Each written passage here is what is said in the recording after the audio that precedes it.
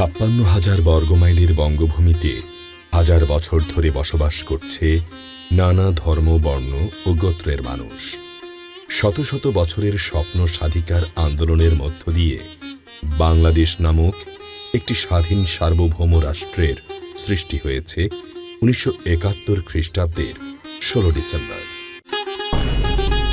এই স্বাধীন সার্বভৌম রাষ্ট্রে বাস করে হিন্দু, মুসলিম, বৌদ্ধ, খ্রিস্টান সহ নানা জাতি গোষ্ঠীর মানুষ।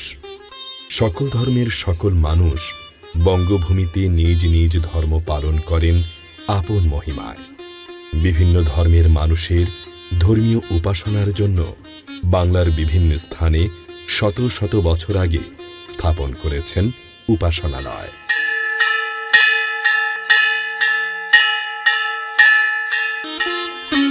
খ্রিস্টান ধর্মাবলম্বী মানুষের উপাসনার জন্য গির্জা, হিন্দু ধর্মাবলম্বী মানুষের উপাসনার জন্য মন্দির, বৌদ্ধ ধর্মের মানুষের ধর্মীয় উপাসনার জন্য বৌদ্ধ মন্দির বা প্যাগোডা ধর্মীয় ইতিহাস বয়ে চলছে যুগের পর যুগ ধরে। আজ আমরা দেখব সাধু আদ্রিয়ের ধর্মপল্লী এবং সাধ্বী এলিজাবেথ ধর্মপল্লী। দিনের প্রথম আলো যখন হালুয়াঘাটের সীমান্তের কাঁটাতার পেরিয়ে সবুজ অরণ্যের বুকে নেমে আসে, তখন একটি প্রাচীন স্থাপনা জেগে ওঠে, সাধু আদ্রিয়ের মিশন। সাধু আদ্রিয়ের গির্জা শুধু ইট পাথরের গাঁথনি নয়, এ হল শতবর্ষের ধ্যানমগ্ন এক উপাসনালয়, যে মাটির স্পর্শে মিশে আছে অতীতের ফিসফিসানি, প্রথম ফাদারের হেঁটে যাওয়া পথের ধুলো। এই অঞ্চলে যখন আধুনিকতা পৌঁছায়নি, তখন বিশ্বাস আর সেবার এক মশাল হাতে এসেছিলেন কিছু মানুষ। তাদের হৃদয় ছিল দিগন্তের মতো প্রশস্ত। সাধু আদ্রিয়ের মিশনের ভিত্তিপ্রস্তর কেবল মাটিতে নয়, গেঁথে দেয়া হয়েছিল গারো, কোচ, হাজং জনজাতির সরল হৃদয়ে। অন্ধকারের বিপরীতে এক আলোকবর্তিকা, যেখানে ধর্ম নয়, মানুষই ছিল প্রধান উপাস্য।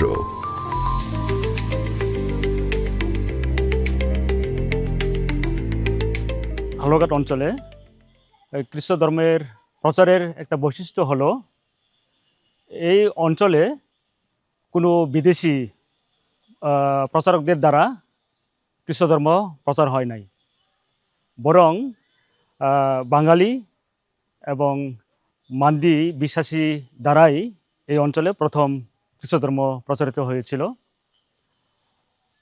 1820 সালে একজন খ্রিস্টান বিশ্বাসী কৃষ্ণপাল উইলিয়াম কেরি কাছে আর কি সে ধর্মান্তরিত হন, এবং তিনি এই মান্দি অঞ্চলে খ্রিস্ট ধর্ম প্রচার করেন।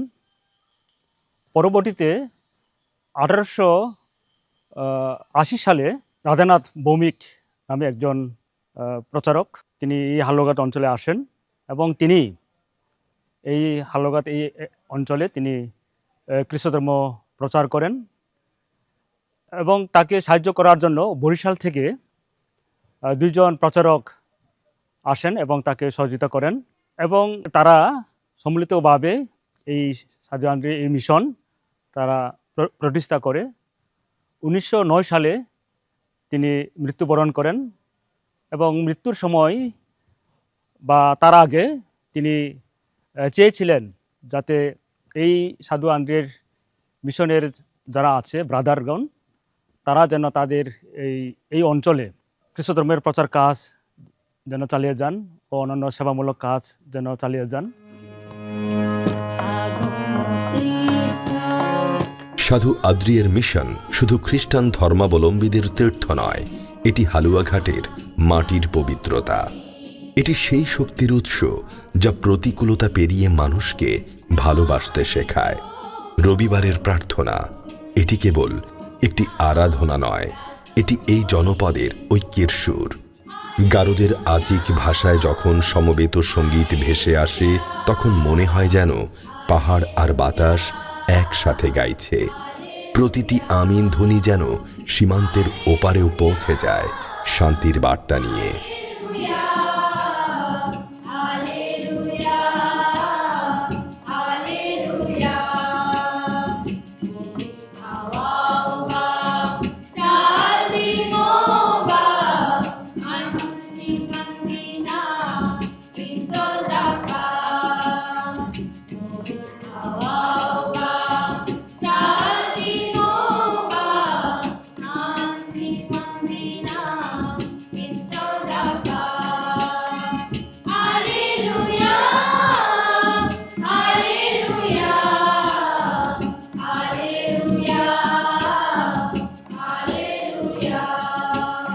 গির্জায় আসা মানেই আমি মনে করি ঈশ্বরের কাছে আমরা আসলাম, ঈশ্বরের সান্নিধ্যে আমরা আসলাম। আমরা বাড়ি ঘরে হয়তো যদিও বা আমরা নিজেরা বাইবেল পাঠ করি, তারপর আবার নিজেরা প্রার্থনা করি, কিন্তু এখানে আসলে পরে সামগ্রিক সমস্ত চিন্তা ভাবনা এবং সবার সঙ্গে প্রার্থনায় অংশগ্রহণ করি। এইটার আনন্দই আলাদা। আর একা একা প্রার্থনা করা, তারপর আবার দৈনিক যে পারিবারিক যে গির্জা, ওইটা থেকে এইটা আলাদা। সেই জন্যই আমরা বেশি অংশ গির্জা করে আসি, সবার সঙ্গে দেখা সাক্ষাৎ এবং আনন্দ ফুর্তে প্রার্থনা একসঙ্গে অংশগ্রহণ করি আমরা। সাধু আদ্রিয়ের মিশন ও গির্জা এক বিশাল বটবৃক্ষের মতো, যার ছায়ায় আশ্রয় নিয়েছে অগণিত জীবন। এর ডালপালায় ঝুলে আছে 3টি মূল্যবান ফল: বিশ্বাস, শিক্ষা ও আরোগ্য।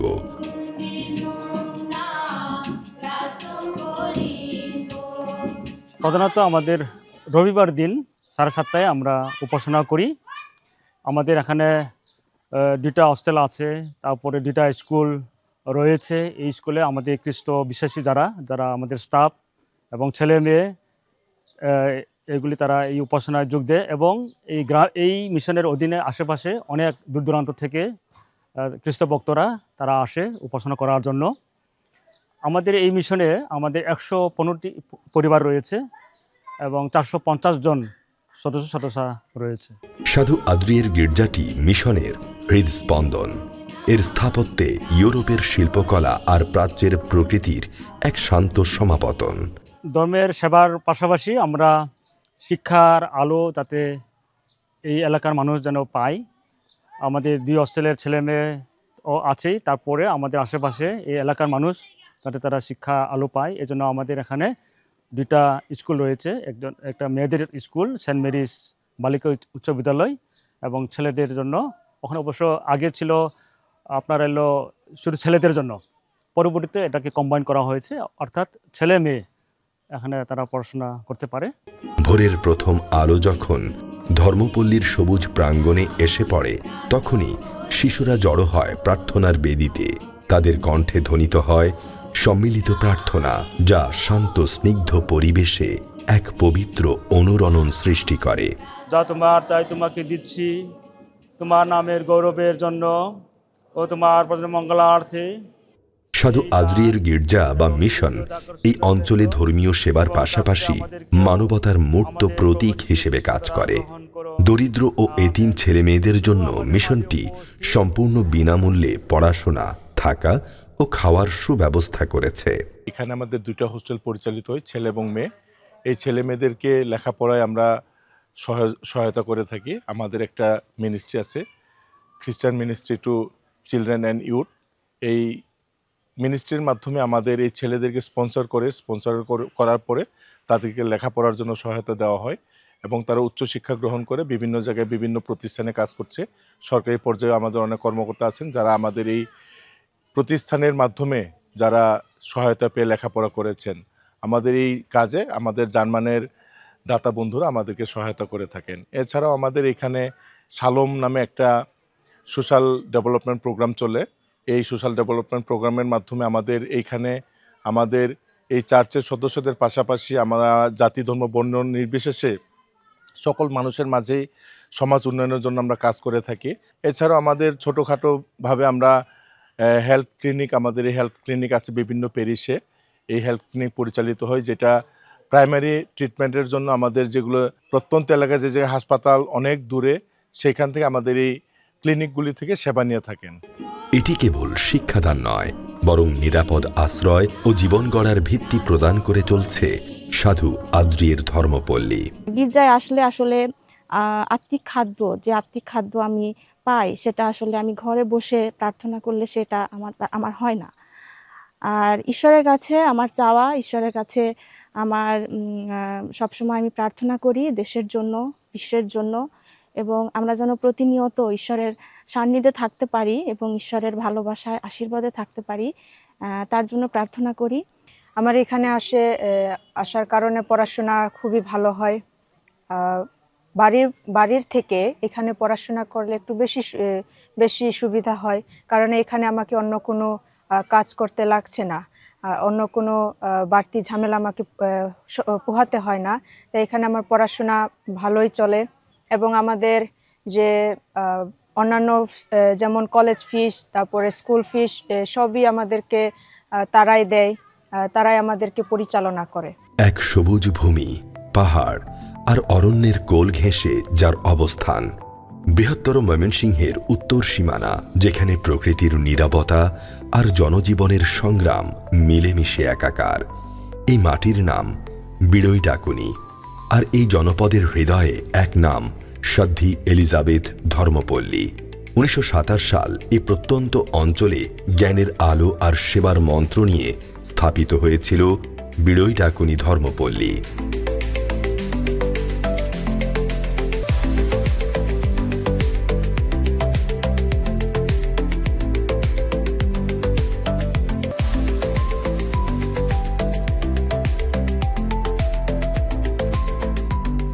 এই ধর্মপল্লী বা মিশন স্থাপিত হয়েছে 1928 খ্রিস্টাব্দে।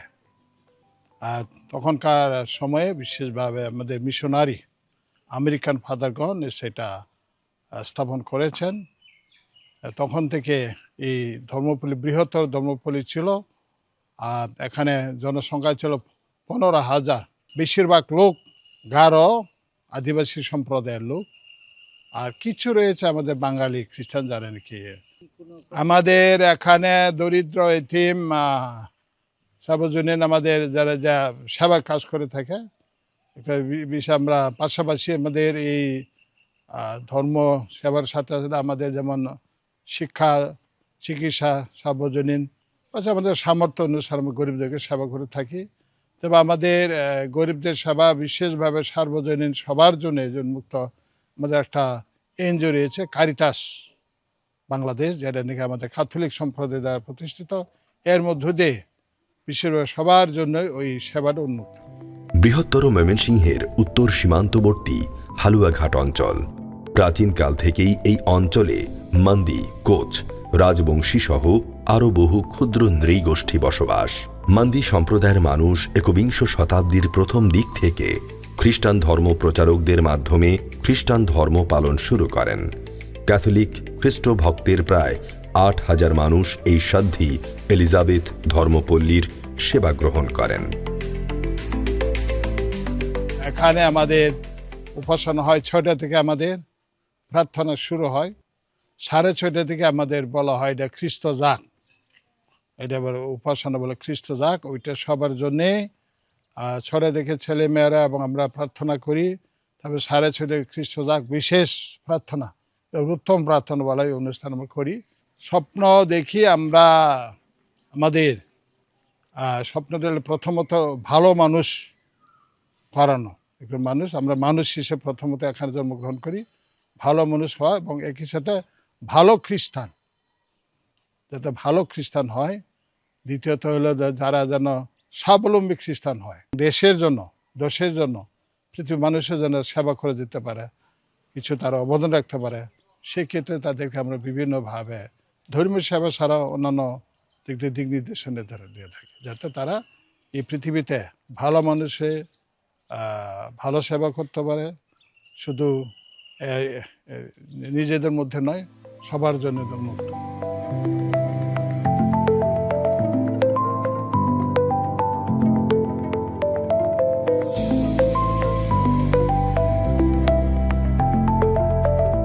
সাধ্বী এলিজাবেথ এই ধর্মপল্লী শুধুমাত্র ধর্মীয় উপাসনার ক্ষেত্রেই সীমাবদ্ধ থাকেনি।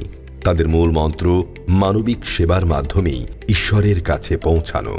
ধর্ম বর্ণ নির্বিশেষে সকলের স্বাস্থ্য সেবা নিশ্চিত করতে এই ধর্মপল্লী পরিচালনা করে একটি স্বাস্থ্য সেবা ক্লিনিক।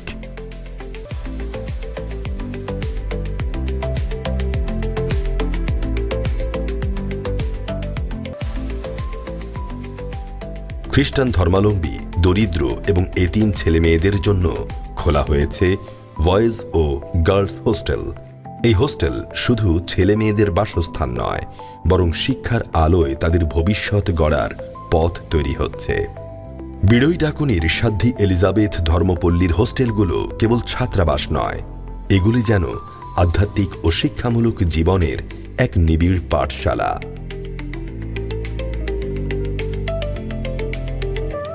আমি এখানে আসছি পড়াশোনা করতে, কারণ ভবিষ্যতে পোষানোর জন্য এবং ভবিষ্যতে ভালো হওয়ার জন্য এবং ভবিষ্যৎ লক্ষ্য উদ্দেশ্যগুলো পৌঁছার জন্য। এখানে আসার পরে আমার ভালো লাগছে নিয়ম কানুনগুলো আর শিক্ষার দিকে, আর হোস্টেল নিয়ম কানুন আর মিশনের নিয়ম কানুন, গির্জার নিয়ম কানুন করি আমরা, আর হোস্টেলের নিয়ম কানুন ভালোভাবে পালন করি। আমি বড় হয়ে একজন সিস্টার হয়ে মানুষের সেবা কাজ করতে চাই। এখানকার আশ্রিত ছেলেমেয়েরা শুধু বইয়ের পাতায় নয়, বরং প্রার্থনার নীরব ভাষা ও শৃঙ্খলাবদ্ধ জীবনে নিজেদের গড়ে তোলে। গোধূলির আবছা আলোয় যখন চারপাশের কোলাহল স্তব্ধ হয়ে আসে, তখন আবারও বেজে ওঠে সন্ধ্যা প্রার্থনার আহ্বান। বিড়ইডাকুনি গির্জার প্রতিটি স্তম্ভ, প্রতিটি দেওয়াল যেন আস্থার প্রতীক, যা বিশ্বাসীদের মনে নিরাপত্তার দৃঢ়তা যোগায়। মনে হয় যেন সাধ্যের করুণাময়ী দৃষ্টি।